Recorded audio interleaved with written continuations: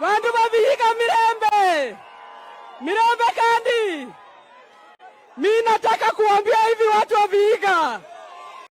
Tulipatia rais 39%. Lakini mheshimiwa rais na Musalia wakatukumbuka.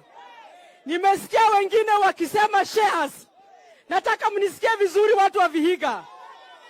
Ile madharau ambayo huyu kijana wetu anaonyesha kwa sababu ya shares, nataka kuambia president akiwa hapa. 2027 tutapiga 70%, madharau itaisha. Watu wa Vihiga vijana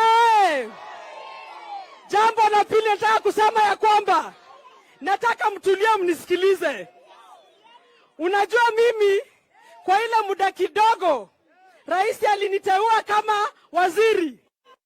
Alafu Raila kaenda kotini. Nimejifunza mambo mengi sana. Na kama kiongozi wa Vihiga, Mheshimiwa Musalia amenipa mkono. Nataka msikie niwatangazie. Kiongozi yoyote ambaye atadharau Musalia Mudavadi, hapa Vihiga hautakanyaga. Musalia! Musalia! Jambo la mwisho. Nataka mnisikie vizuri watu wa Vihiga. Unajua rais tulimpatia kura. Si ndio? Hii maneno rais mnashida mkilialia, mtuambie. Hiyo mkuki ambayo ulishika sio ya kulala na mwanamke. Kama mtu anakusumbua finya yeye. Na kama umeshindwa utuambie. Jambo la mwisho watu wa Vihiga. Nataka msikie vizuri sana. Nataka muangalie huyu kijana. Watu wote angalieni huyu. Musalia! Musalia! Musalia!